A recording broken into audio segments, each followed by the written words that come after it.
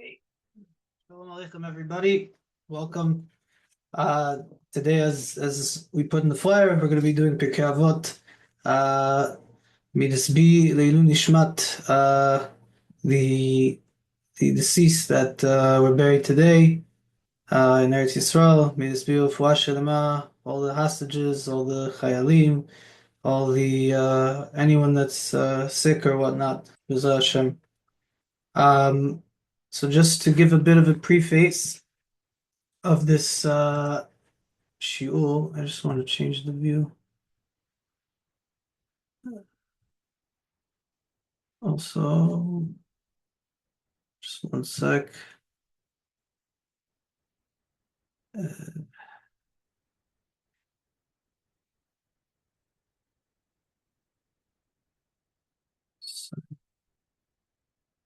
okay, let's keep it like this. Okay.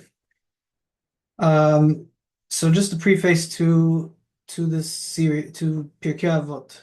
Um, Literally the translation is ethics of our fathers. And what does it mean? Ethics of our fathers mean ethics we know is goes more on the lines of character and improving character and how to work on our character and so on and so forth. And this is really one of the first uh books.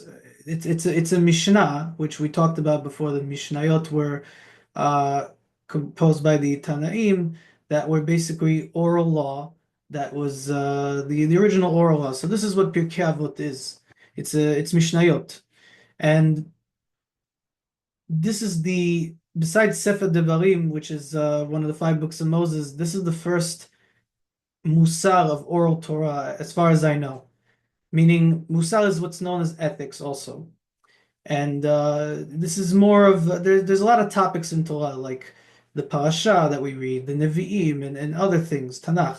Then you have Mishnah, Gemara, and Halacha, which is different types of law, practical laws, and deeper understanding. But Musar is more of character development. Now, in Pirkei Avot specifically, we're going to read a lot of things that you've probably may have heard already, different quotes and excerpts that you may have heard in the past before, very famous lines that are very famously known in Judaism. And it's going to be a very exciting and very a lot of deep information and a lot of things we learn in here. You can make a lecture on a lot of the the things just in one chapter. There's so many topics of discussion that come out of just each verse in here. So without further ado, let's begin. And I sent the link on the chat for anybody that wants to follow along on Safaria. You can open the link and you can follow along. And I'm going to be reading it from this book right here. So let's begin. So this part I'm going to read is not part of the Pirkei Avot, but we say it. It's from the Mishnah in Sanhedrin, in and it says, and it's a famous thing that we read even in the Tefillah in Musaf on Shabbat. Kol Yisrael yesh lahem chelek le'olam haba. All of Israel has a share in the world to come. Shneimar, and as it said, Ve'amech kulam tzadikim le'olam yirshu aretz. And your people are all righteous forever; they shall inherit the land. Netzem mata'ai, they are the branch of my planting. Ma'aseh yadai litpael, the works of my hands in which to take pride. Now, why do we say this Mishnah, this different Mishnah, before we say Pirkei Avot? So this is taken from so it is read as an introduction to each chapter of Pirkei Avot, because it increases our incentive to apply ourselves to the teachings of this tractate. Since our ultimate reward in the world to come is within reach, why should we not pursue the ways to attain it? So that is why we recite this. Now we'll get into it. Another thing I want to mention, that in our previous shiurim we talked about how the Torah Shebe'al Peh, the oral Torah, was passed down from generation to generation. Now, Pirkei Avot actually describes it, how how it went from Moshe, Yoshua, and so on and so forth. We'll see, and it kind of talks about the timeline of who went to who and whatnot. A more in-depth version of that, though, the Rambam brings down in a different book. But you'll see the connections here. So let's begin.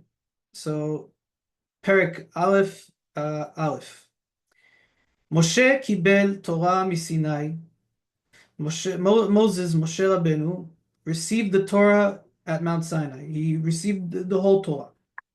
Umasera leYoshua, and transmitted it to Yoshua.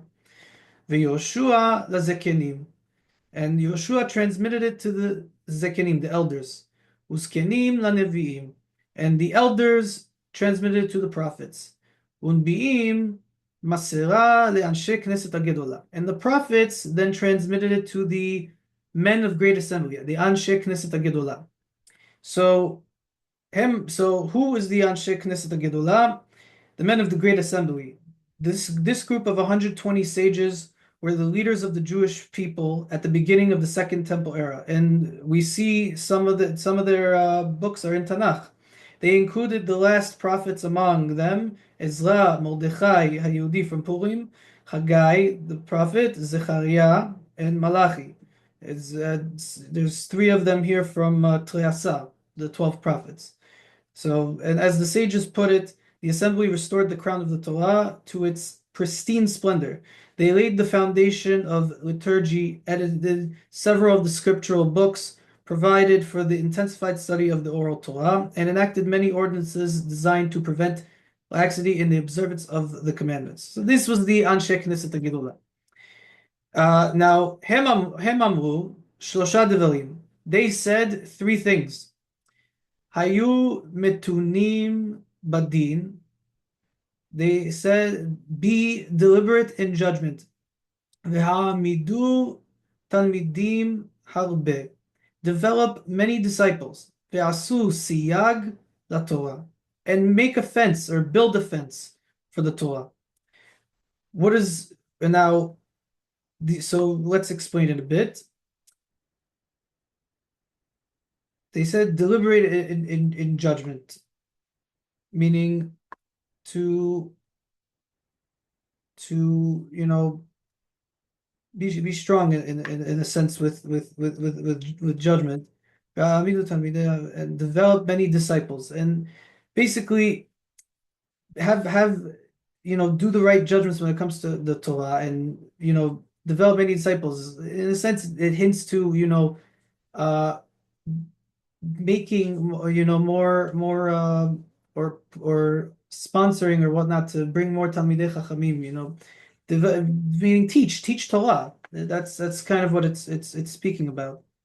Asu siyag la Torah, and build a fence. One of the most important things we hear in Judaism is that to put a fence around the Torah, which is a whole lecture of its own. And what does that mean?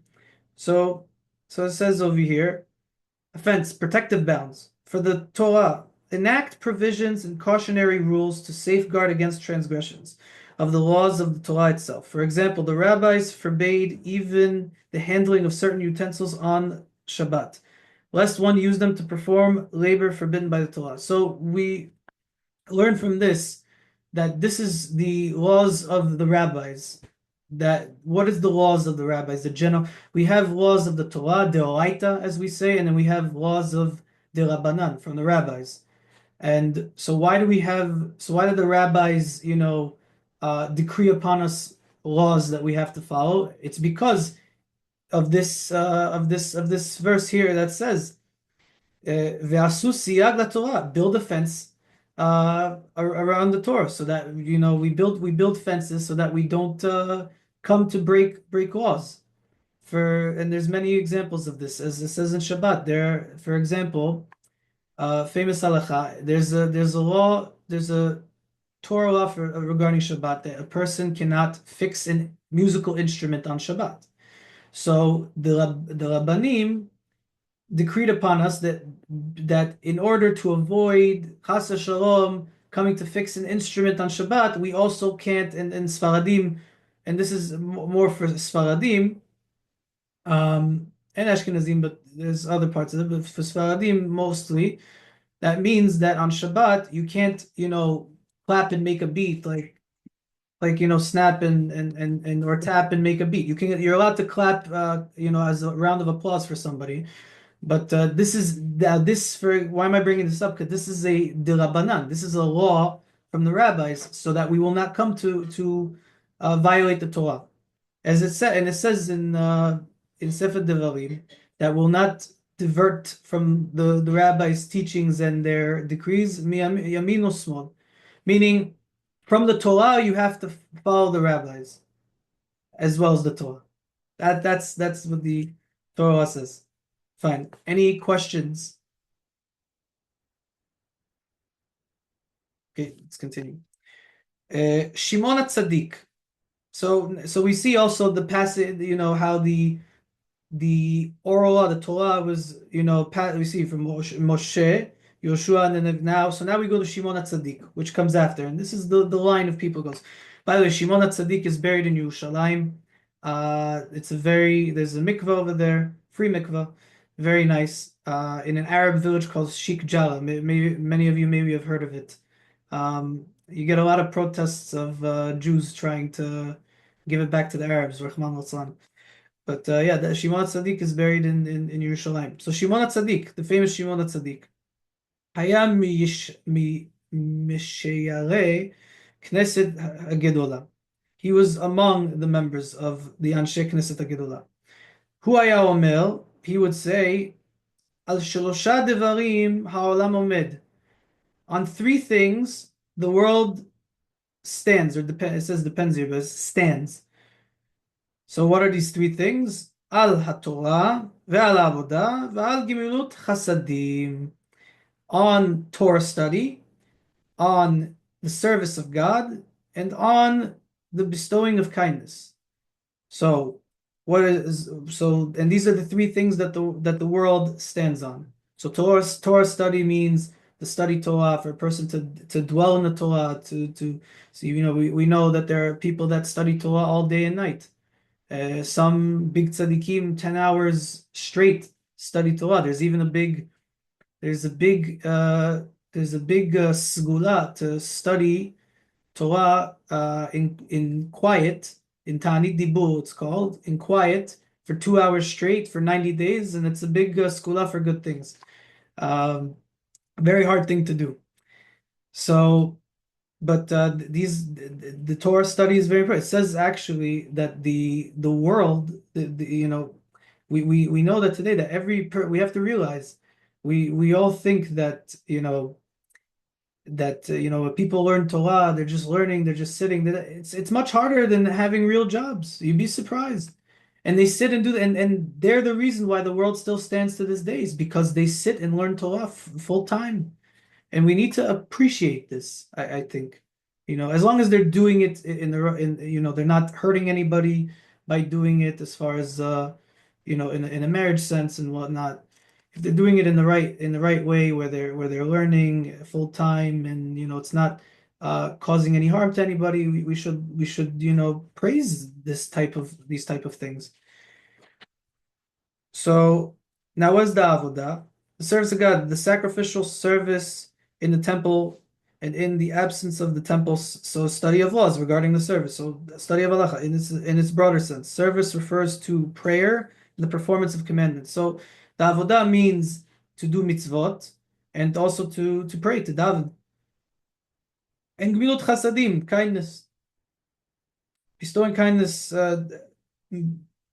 performance of benevolent acts between man and his fellow.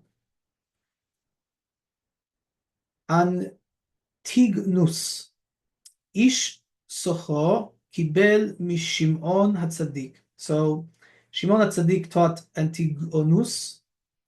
He received the tradition. Hu haya omer, al tiyu ka'abadim hamashmishin et harav ad menat lekabel peras. He would say, do not be like servants who serve their master on the condition of receiving a reward. Ela, rather, instead, hevu ka'abadim hameshameshin et harav shelo al menat lekabel peras. Instead, be like servants who serve their master not on the condition of receiving reward. We know that every mitzvah we do, a person does brit milah, a person puts on tefillin, a person learns Torah, a person keeps Shabbat, a person is careful with his kashrut, person prays, and so on, many more examples. These are all mitzvot. A person gets a reward for that mitzvah in the next world, and sometimes also in this world. Now, a person shouldn't be doing these mitzvot just to you go to Gan Eden and receive the rewards. No, therefore you should really do it not because of the reward. Yes, the reward is a bonus. It's nice, but because the Kadosh Baruch Hu wants us to do it because to connect closer and serve Hashem. Ve'imo shamayim, and let the fear of heaven alechem be upon you, and let the fear of heaven. So it's now there's a concept of loving Hashem, fearing Hashem. That's a whole shiur of its own. But it's a very important thing, and you have to have both together. You cannot just do one and not do the other. If you fear Hashem, okay, you fear Hashem, then all you're gonna do is you fear punishment and you fear this and you fear that Hashem's gonna punish you in this moment. Okay, that's also good. It's good to fear, but you also have to love. You have to be happy with the things that we have to do. It says the famous pasuk in Mishle, "Darchei darchei noam v'chol netibotei shalom." The ways of Hashem are pleasantful, meaning the Torah, the mitzvot. It's all good, pleasantful, amazing. So, and it takes work, lifelong work sometimes, to be able to love and have love towards Hashem. The Chazal give two examples, two different people. You have a person that repents from fear, from yirah, and you have a person that repents from ahava. Now, what happens? Seems like the same thing. They both repented. So it says, Chazal say that when a person repents out of fear, his sin is forgiven, gone.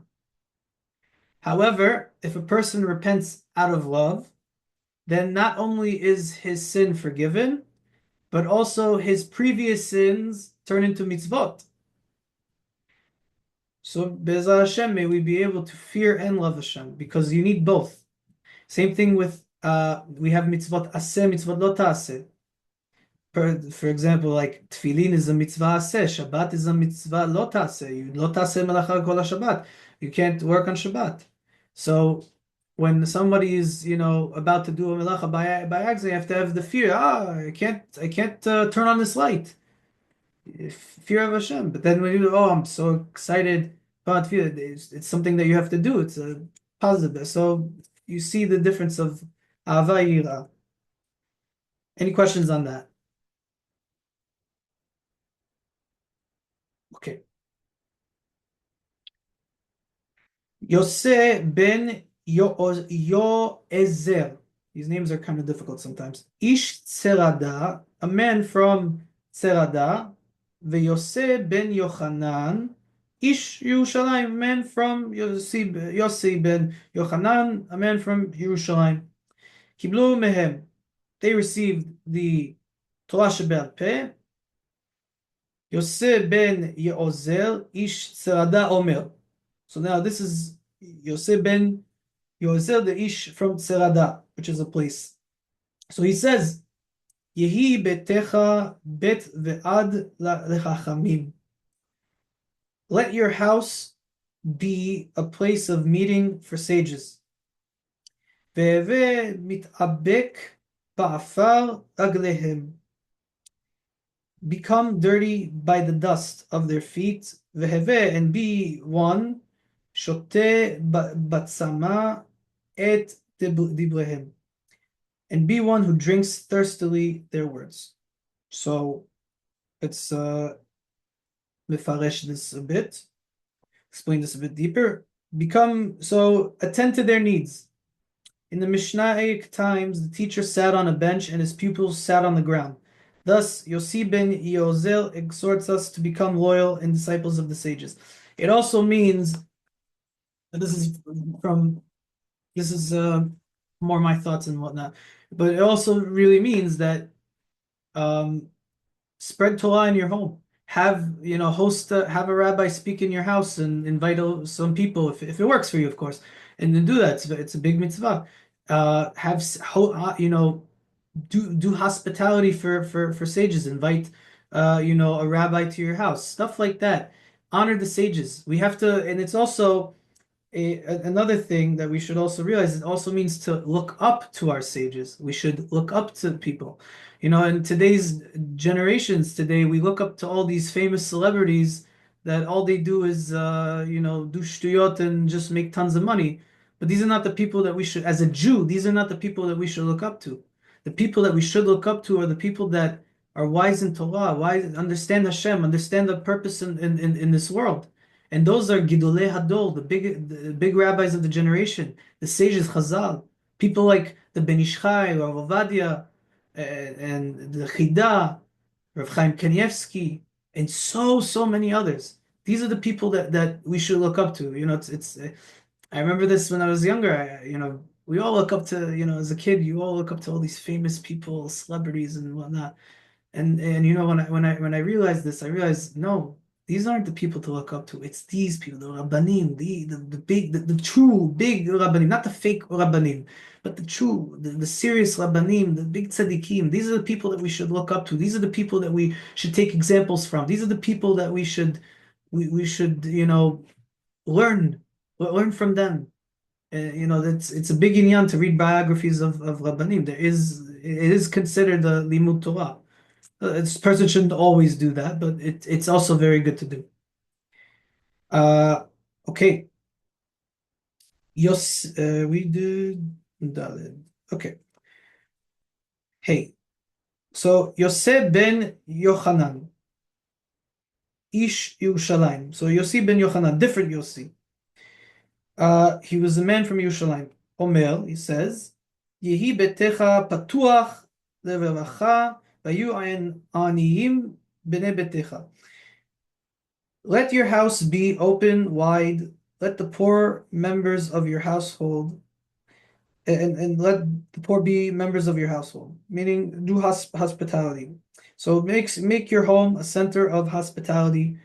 Some render the leracha in the sense of relief, meaning that anyone who needs help of any sort can be sure of getting it from you. Meaning you do chesed for people around. For example, there's a house in my local community where you see boxes and boxes and boxes of food and stuff like that outside the house. What are they doing? They're the people that are poor come pick up from this person's house and pick up food so that they can eat food on Shabbat. It's a real thing. And Baruch Hashem, this is what this Mishnah is referring to. Now the next part of this, which is a very well-known Mishnah, part of the Mishnah, Ve'al tarbe sicha im ha'isha. Do not excessively speak, do not have an excessive conversation with a woman. Beishto and it was even said about one's wife. Kal v'chomer, all the more so, even more so, be'eshet chabero, and even more so with somebody else's wife or another woman that's not your wife. Mikan amru hachamim. Based on this, the sages said, "Kol amarbe sicha im ha'isha gorem ra'a le'atzmo." Anyone who has excessive conversation with a woman causes evil la'atzmo, to himself, ubotel midibrei Torah, and neglects the study of the Torah, the words of Torah, v'sofo yoresh gehenom, and in the end of the day he will inherit gehenom. This is big stuff. Let's see a mefaresh on this. And do not have excessive conversation. The Mishnah warns us against idle chatter. In general, idle chatter is bad. It doesn't matter with a man or a woman. Just to clarify. And too much of it. A man who truly respects his wife will value her views and counsel, and not overburden their conversation with frivolous chatter. Moreover, this sort of bantering with other women can loosen the bounds of morality and lead to sin. And that's why what this is actually, the Chachamim say this because in the end of the day, this is a geder to not be over on arayot, to not chas v'shalom commit immoral acts or forbidden relationships. This is why the Pirkay Avot brings down that we should not, this person should not excessively converse with women. Because in the end of the day, it will bring the person will start talking, and then they'll talk more, and then they'll talk more, and then she'll invite him over, or he'll invite her over, and then they spend the night, and then you see the guy at 11 o'clock in the mikveh the next morning. So what's the pshat? The point is that person should not excessively talk with women, and this is a lesson for everybody, including myself. We all have to be very, very careful. Um, Now, regarding to one's wife, it also says that a person shouldn't, talk too much to a person's own wife. It doesn't necessarily doesn't mean with Torah. In Torah, you can be a bit lenient and talk quite a bit, but there has to be a balance of when to speak. However, this law that we just talked about doesn't apply only in one instance. What is that? So, for those that are married, when a couple engages in marital relations, the man actually, it says the opposite. That man should talk a lot and talk about her and how he feels about her and love and stuff. There's no, it doesn't refer to this Mishnah actually. It actually the dafka you should speak so much. Too much is good in that scenario, but every other scenario no.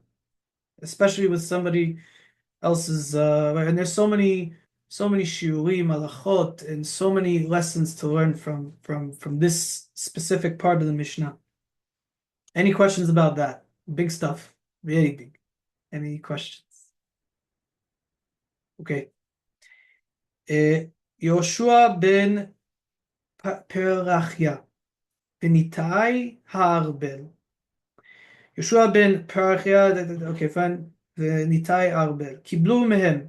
They received the tradition, the Torah Sheba'al Peh, mehem, from those previously.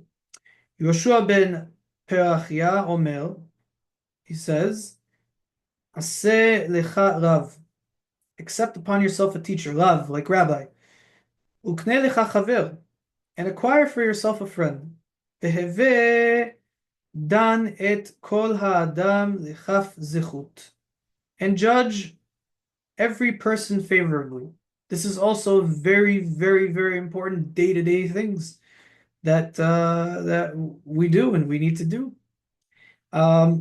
Accept upon yourself a teacher, a rabbi, a competent mentor who can correctly transmit the tradition and thereby avoid error.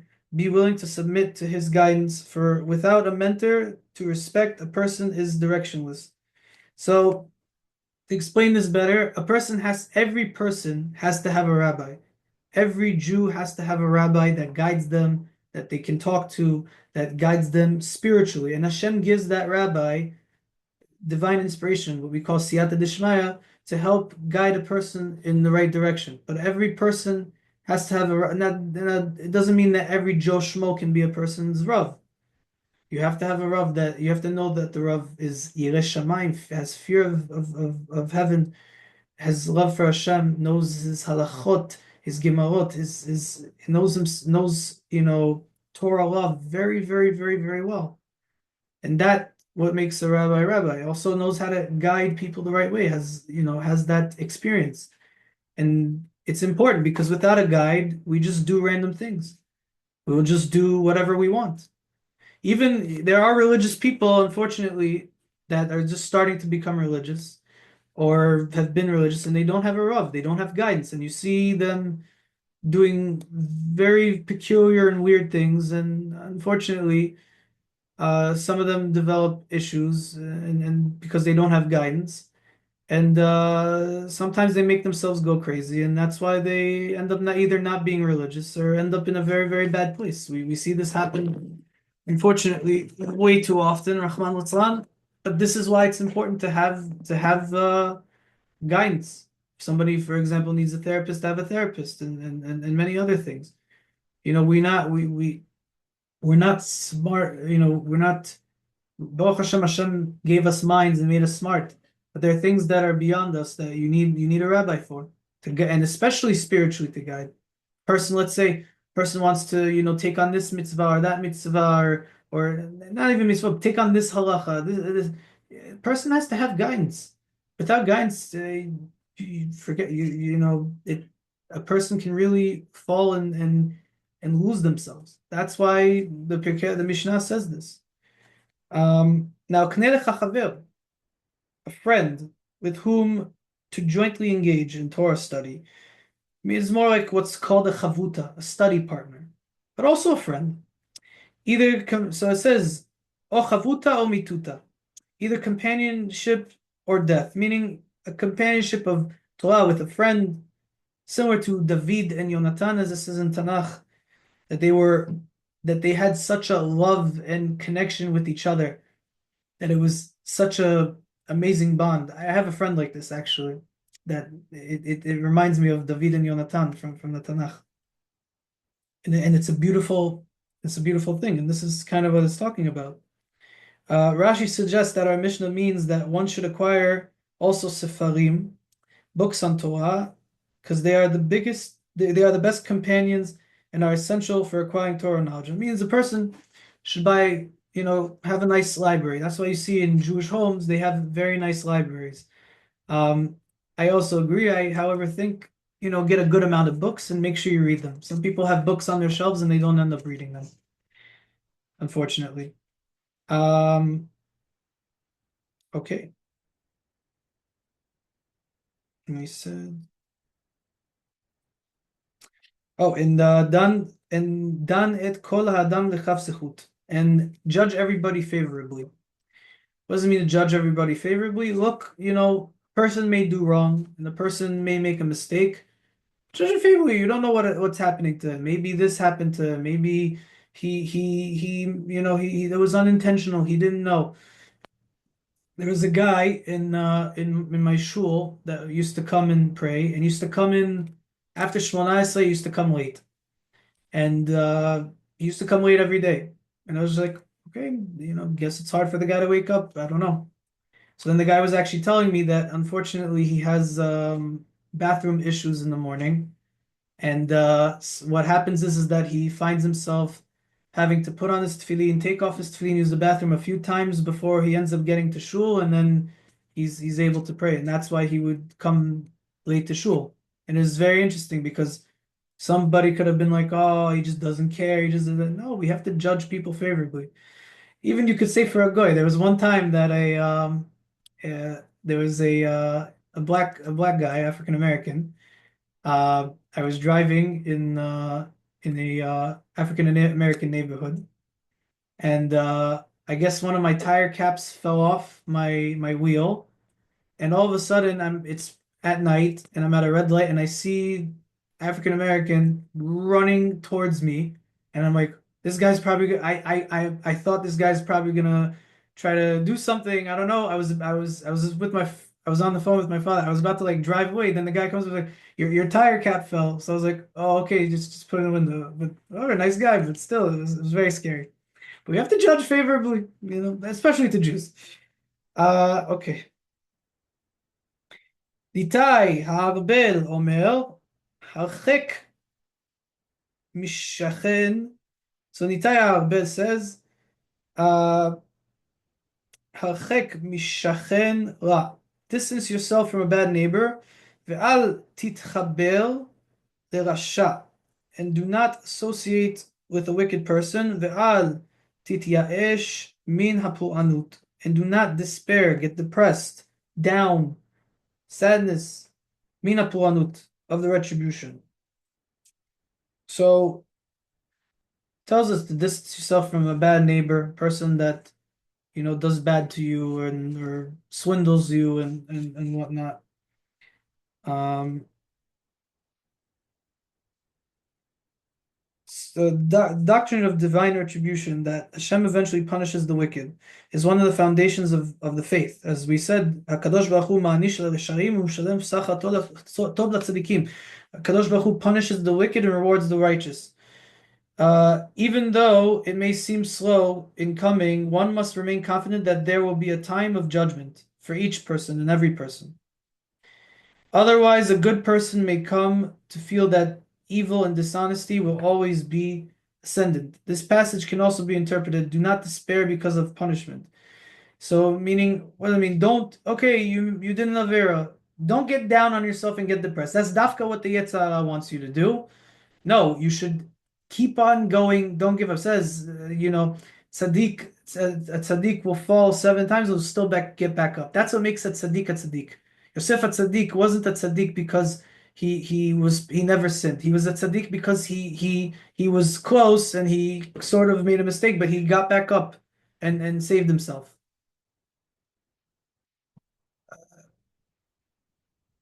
So because in the end of the day, HaKadosh Baruch Hu accepts teshuvah and lets us repent.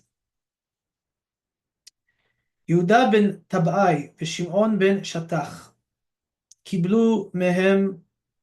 They were taught the oral Torah, taught orally.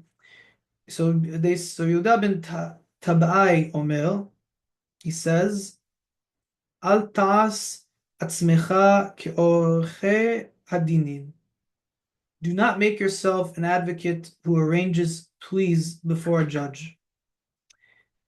וכשהיו בעלי הדין עומדים לפניך, יהיו בעיניך כרשעים. The litigants are standing before you, let them all be in your eyes as guilty. And I'll talk about it in a bit. וכשנפטרים לפניך, יהיו בעיניך כזכאים. כשקיבלו עליהם את הדין. But when they are dismissed from before you, let them all be in your eyes as innocent, provided they have accepted upon themselves the judgment. So, what does this mean? We see in our court system today, in the secular court system, that's not our court system, we have what's called Bidin. The Goyim in the secular court, they have what's called the secular court, or a judge. The famous way the Constitution paskins is that they are innocent until proven guilty. So the Pirkay Avot is saying opposite. The person is guilty until they can prove him innocent. That's what it's saying. But once the judgment is final and he's innocent, he's innocent. He's done what he needs, accepted the judgment, and now you have to done him. You have to judge that he's innocent. But it's a very interesting thing that people don't realize. Not that the judge assumes the litigant to be literally guilty, but the judge must make every effort to establish the authenticity of every statement made before him. Only through rigorous probing will he ferret out the truth. And this is how Dayanim work, and this is how Poskim work. They always try to get more and more and more information as much as they can before they make a psak, a decision. And that's how that works. Once the verdict has been accepted, even the guilty litigant is to be regarded as having pleaded and sworn truthfully, according to his own interpretation of the facts, or he should be viewed as having repented. Any questions? Okay, moving forward. Shimon, oh wait, we did this one. No, wait, oh yeah, we did. Okay, fine. Shemaya ve'Avtalion, very famous names. Tanaim. Kiblu mehem, they received from they were taught. They received the tradition, received the oral Torah. And Shemaya Omer, Ehab et hamelacha, usna et harabanut, ve'al titvada lareshut.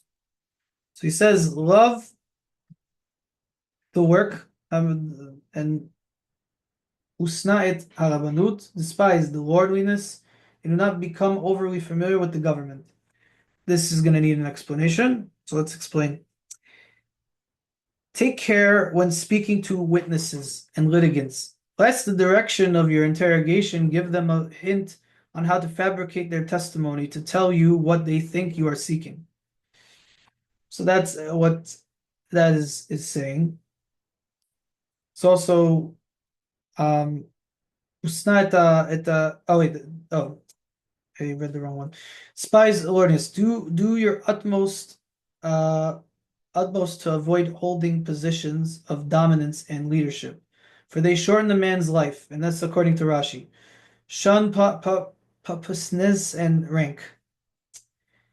So it's saying, I just finished this with the government, tyrannical authorities who merely exploit people for their uh, for their own ends, such as associations, cause one to neglect religion. One cannot be a servant to two masters. So, what is this teaching? Is that one sec? It's teaching that a person should not have a very high power, and it's specifically talking about governmental power, meaning don't be involved in politics. Always best not to be involved in politics. Don't run, meaning don't be high in the politics and the political words. It says it shortens a person's life. So, so person should be very very careful. Should do there's certain jobs that are meant for Jews, and there are certain jobs that a Jew shouldn't be a part of. And that's kind of, more what's talking about, specifically having a high-powered job where you have a lot of leverage and high authority over people. Saying governmental wise, like someone that's in politics, like a senator or something. They'll shoot with the okay, fine. Next, Yud Aleph. So now Abtalion Omer, Hachamim Hizaru b'dibrehem. Scholars, be cautious. Now I was talking to the Chachamim. Be cautious with your words. Shema, lest tachubu chobat galut v'tiglu limkom mayim haraim v'yishtu התלמידים הבאים אחריהם וימותו. Shema, lest you incur the penalty of exile and you will be banished to a place of evil waters, which is basically is a metaphor for heresy, kofer, apikosiut, sorry, and drink from them with the disciples who follow after you there, and they will die. ונמצא Shem Shamayim mitchalel, and consequently the name of heaven will be desecrated, and that's what we call Chilul Hashem. So let's explain this. Scholars, be cautious. You may be forced into exile where unworthy students may sin. Why did they sin? Based on a misinterpretation of your teaching. If they die as a result of their sins, Hashem's name will have been desecrated. What does that mean? That a rabbi has to have a lot of Yirat Shamayim, as we said before, has to have a lot of fear of heaven, and make sure that they are teaching, that they are very correct and very accurate with what they teach. Because what can happen is that if somebody isn't careful and teaches the wrong thing, and that person comes to do the wrong things, then it will lead to that person's end, chas v'shalom la'aleinu, and it will be what's called a Chilul Hashem, a desecration of Hashem's name, which Chazal teach that a person cannot do teshuvah for. However, a person can override it with what's called Kiddush Hashem, sanctifying Hashem's name. And there are many examples of Chilul Hashem, many examples of Kiddush Hashem. One example of a Chilul Hashem is when we see people with black hats or wearing a kippah, or that they identify as a Jew, and they go and yell and cause a ruckus and are nasty towards non-Jews, or nasty towards secular Jews, or nasty towards anybody. When we see that type of behavior, that's called Chilul Hashem, desecration of Hashem's name, and it is one of the worst things that a person can do. Now, what about Kiddush Hashem? Kiddush Hashem, some good examples. You open the door for, you're walking into a building and there's somebody behind you. You open the door, you something, let's say somebody's wallet fell, and you pick up you pick up and return the wallet to them. That's Kiddush Hashem. That shows the greatness of the Jewish people, because the Jews are supposed to be a light upon the nations, a light among the nations. So that's why it's very important. We we we we represent every Jew represents Jewry. So when we do something wrong, even when driving, there's many examples. So it's one of the things we have to really, really be careful of.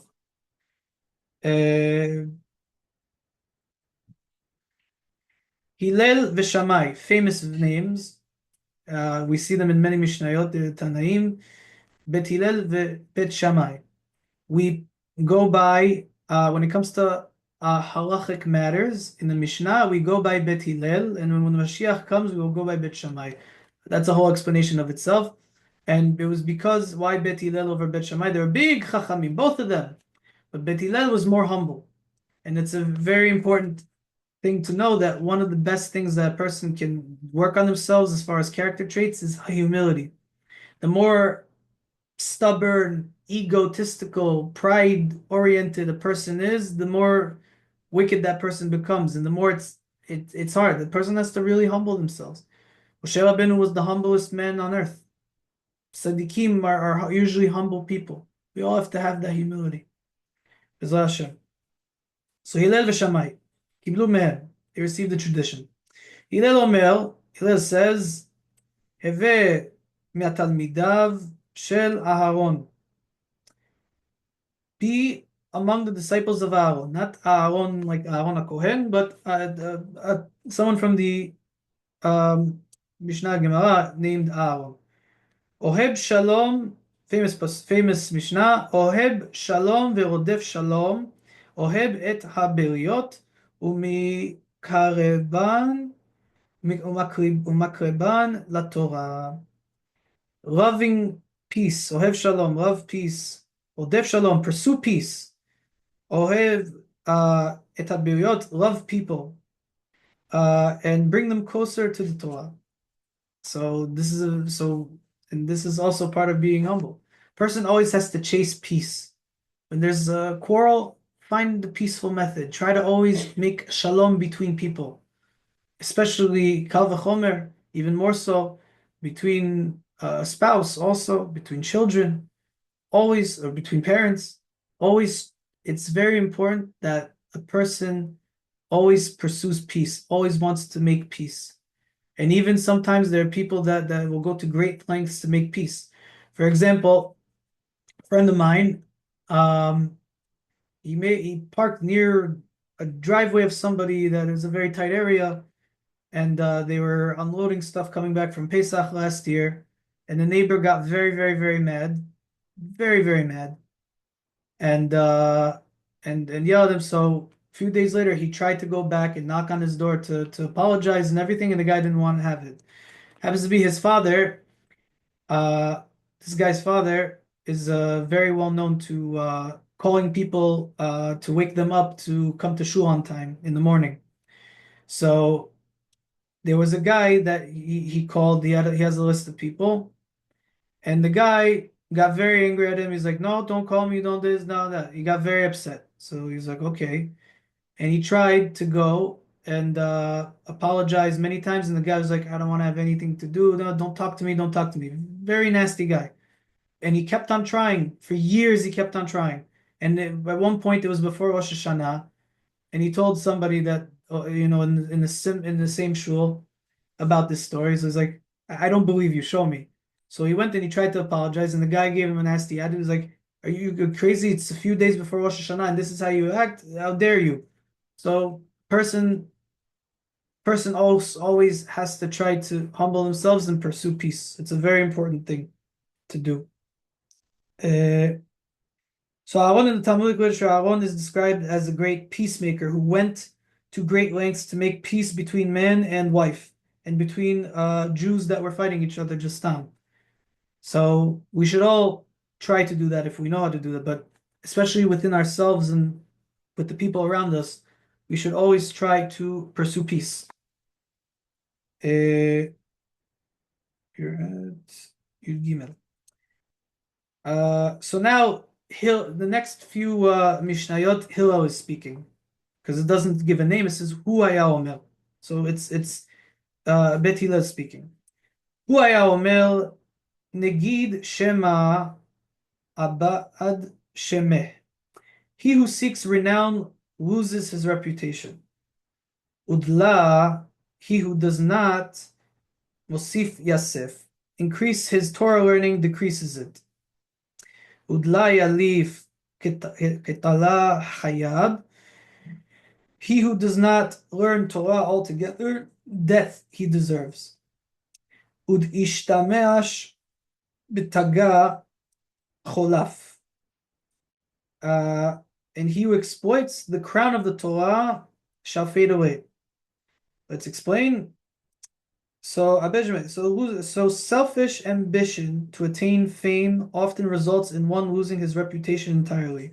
Meaning the people that try to take, there's a saying that someone that tries to chase, kavod, chase honor, the honor will run away from him. Someone that doesn't try to chase honor, the honor will run towards that person. Yasef decreases it. So because he eventually forgets what he previously learned.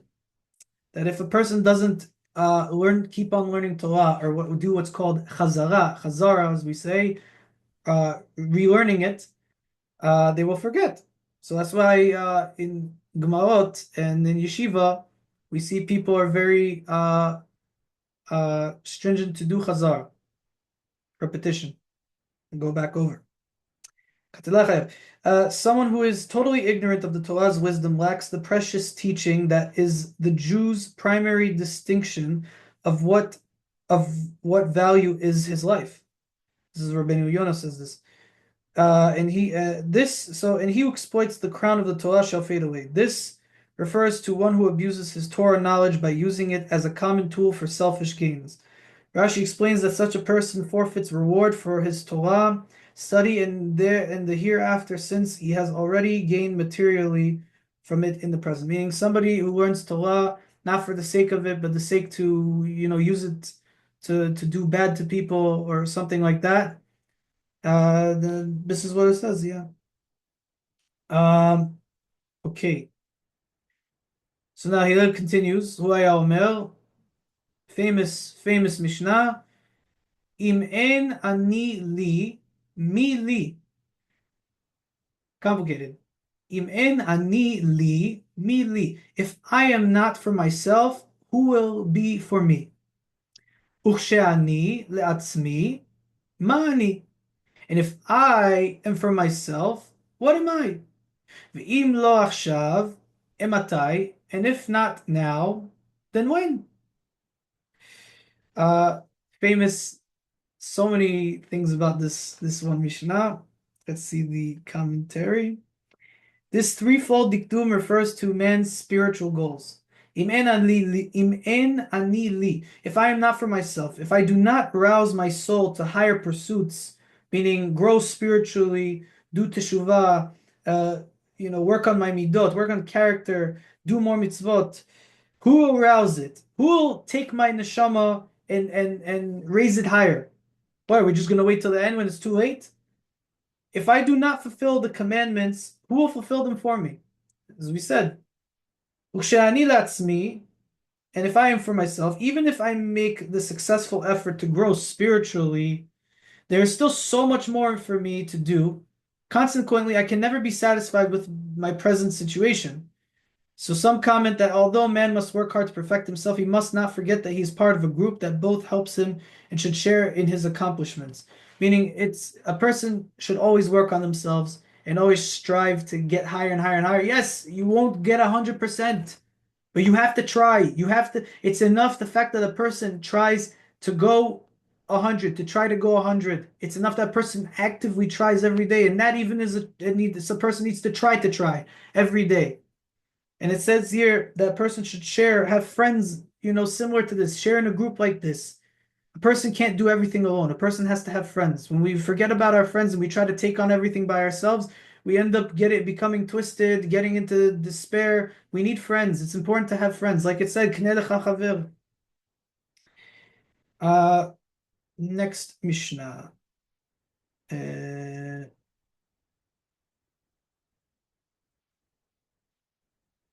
Submission. Seems like it's missing a Mishnah. Interesting. Should go take it back to okay.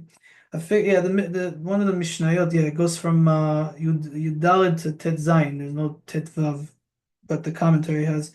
Kiba, fixed price. So the study of Torah must be one's main occupation, and a regular time and schedule must be set aside for it. It must not be regulated to a secondary position in man's daily life. For Torah study determines the extent to which we will understand and fulfill our duties to Hashem. In the ultimate sense, every other pursuit is superfluous. Moreover, to maintain the discipline, one should set goals for his studies.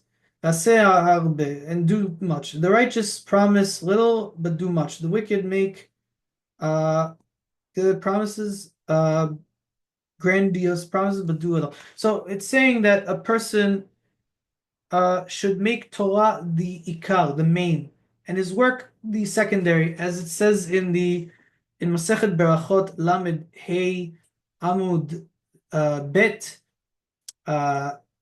35, page 2 in Masechet Berachot, the Gemara Berachot, Talmud Berachot, Tractate Berachot. There's a whole topic of discussion that Rabbi Ishmael and Rabbi Shimon, or is it Rabbi Yehuda and Rabbi Shimon, I forget, they argue whether a person should study Torah full-time or part-time. And it's a well-known topic of discussion today, whether a person should do it. But at the end of the day, Lefi the Gemara and Lefi the Pirkay Avot and other places, a person really should do their best to make the Torah the main. It doesn't necessarily mean that they have to learn more than they work. But that does mean, however, that a person, for example, there's a law called Lo Tuchlu al Adam, meaning that it's a Torah commandment. Meaning, what does that mean? That a person shouldn't eat or shouldn't start working before they pray in the morning. Meaning, before they put on tefillin and daven shachrit, they should not start their work. And that's, what it's talking about. That a person should put the Torah, Judaism, before their work. Because in the end of the day, the parnasah, the money, comes all from HaKadosh Baruch Hu, all from Hashem. We just have the effort. It's a mitzvah to work. There's nothing wrong with working as long as you're doing a kosher job, kosher profession. There's nothing wrong with that. But the main still should be the Torah. And then this is the example of, make sure that you pray before you work. Most people I know will not touch anything to do with their business, including myself, before praying in the morning. So it's from the Torah. Fine. Rabban Gamliel. Here's. Fine. Shemaya Omer. This is the Tet Vav. Shemaya Omer. עשה תורתך קבע, אמור מעט ועשה הרבה, ומקבל את כל האדם בסבר פנים יפות. So Shammai now says, now we go to Shammai. Make your Torah study a fixed practice, meaning you have to try to have set Torah hours. Say little, don't say as much. Good not to talk. There's a lot of concepts in Musa about talking less. Tani dibu, and do more. And receive, מקבל את כל האדם בסבר פנים יפות. Always accept somebody with a smile. Be nice. Be generous. Have derech eretz. Have smile to people. Why be nasty and smile? It's good. Rabban Gamliel haya omer. Rabban Gamliel says, עשה לך רב. Now we say again, עשה לך רב, you have yourself a rabbi, והסתלק מן הספק, and remove yourself from ספק. ואל תרבה לעשר ומדות. Have a teacher and get away from the doubts. Meaning when you have a rabbi, you won't have doubts. Why? Because when you do things on your own, you don't know if you're supposed to do it this way or that way. That's one of the reasons you have to have a rabbi. Okay, let's continue. We're almost done with the first parak. This is the last Mishnah. Just want to see. Okay, fine. Just a commentary on Tet Zayin. Estimating instead of measuring the umadot. It says, "Velo tarbe," do not give an excess when tithing by estimating instead of measuring. Tiths from the harvest must be exactly 1/10.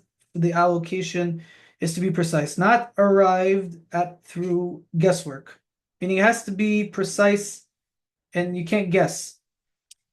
The Meiri perceives this in the broader sense as caution against rendering halachic decisions by conjecture.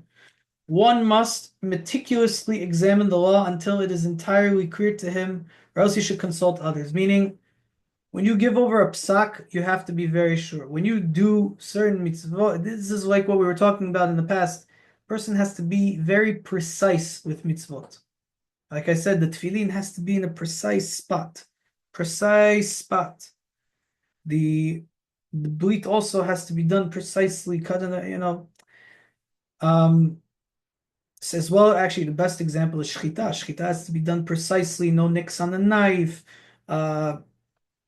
It has to, if there's a nick on the knife, then there's a tear, it's a trefa.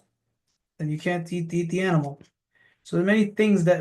So even when we come up, when we make decisions in life, and in spirituality especially, and in many things, we have to consult and not just do guesswork, not just do random thoughts and estimate. We have to be sure about certain things. So here's the last Mishnah in this parak. Shimon Beno, the son of Rabban Gamliel. Kol yemai gedulati בין החכמים ולא מצאתי לגוף טוב אלא שתיקה. All my days I have been raised among the sages, and I did not find anything that is beneficial for the body besides silence. So we learn here that silence, being quiet, trying to be quiet, is great for the body, great for the soul, and great for many other things. But it's a very important midah that person works. There are a lot of people out there that they talk much less and do more, as we saw before in the Mishnah. Velo hamidrash hu haikar, and it is not study that is the main thing. Ela hamaaseh, the practice of the shtika. V'chol hamarbe debarim mebi chet, and anyone who excessively talks, justam mebi chet, brings on sin. Sorry, this is the second last. Now is going to be the last. Fine. Though the Torah study is of paramount in importance beyond all other pursuits, it is the performance of the Torah's commandments for which man is rewarded. Which is also part of Torah study. One must study with the intention of putting his knowledge into practice. One of the Torah's primary purposes is to regulate conduct and thereby elevate man spiritually as well. Now, this is the last Mishnah. Rabban Shimon ben Gamliel Omer, Al Shlosha Devarim Ha'olam Kayam. Rabban Shimon ben Gamliel says, on three things the world endures. Is Kayam, I guess, lives, I want to say. You said Omed last night, Kayam, I guess you want to say lives or endures. Al Hadin ve'al ha'emet ve'al ha'shalom. On the justice, on the truth, and on peace. Shneimar, as it is said, Emet u'mishpat shalom shiftu b'sha'arechem. With truth, justice, and peace, judge in your gates. The world endures. So in the Mishnah, the sages speak of the initial act of creation and the three things for which the world was created.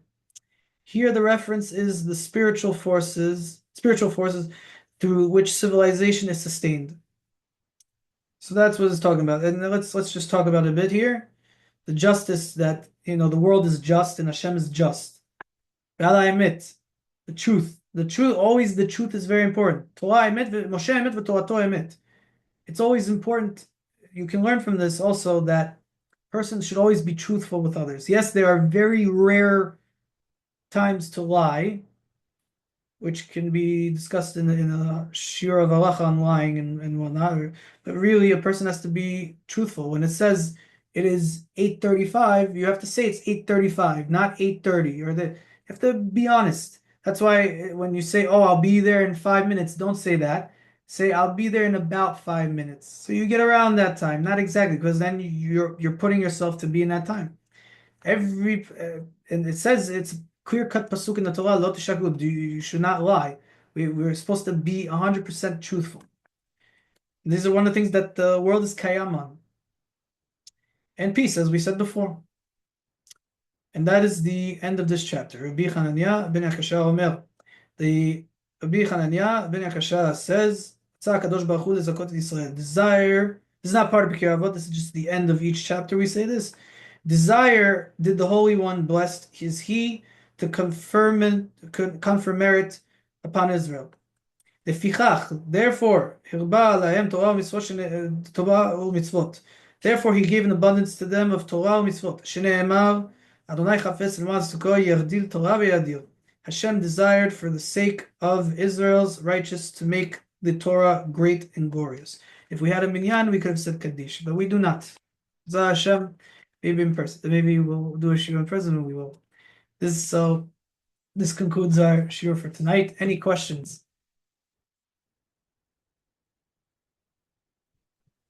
You're amazing, Dean. Thank you so much. No problem. Okay. Have a great night, everyone. You too. Thank you. Hopefully, on Sunday, I don't know if it was announced. I have to confirm it, but we may be having a 12:30 in-person shiur in Bnei Naharaim, 8534 Midland Parkway. Hopefully, I have to clarify that with Ruth Shakauchi. 12:30 p.m. I have to clarify that with her, but Be'ezrat Hashem, that will be a shiur on Purim and other aspects of Purim, and also a question and answer. It's a men and women men's thing, or both people are welcome to It's going come? to be both. I have to confirm it, so I'm not 100%. Okay, I was asking. Okay. I have to confirm it, but Be'ezrat Hashem. It's just a shiur, or there's also like refreshments as well, like food, or just a shiur? That I don't know. That I have Okay, I'm just asking. Just asking. Okay. Okay. Thank you. Be'ezrat Hashem. Thank you everyone for joining, and have a great night. יהיו עינינו וישמח ליבנו בעגלה ובזמן קריב ונאמר אמן. ברוך ה' לעולם, אמן. Amen. Thank you, sir.